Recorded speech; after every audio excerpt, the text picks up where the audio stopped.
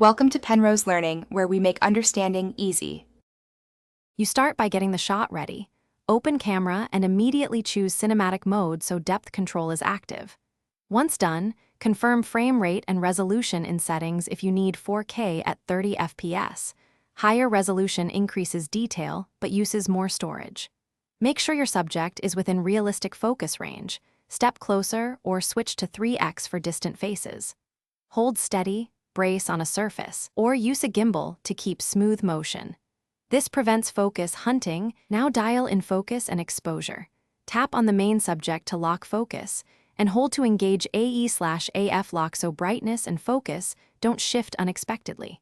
Once locked, slide the exposure up or down to protect highlights or reveal shadow detail.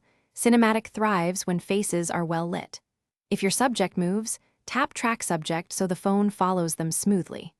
Also use the on-screen depth control to preview background blur. Tweak it before recording so the look matches your intent. Hit record with steady hands and move deliberately.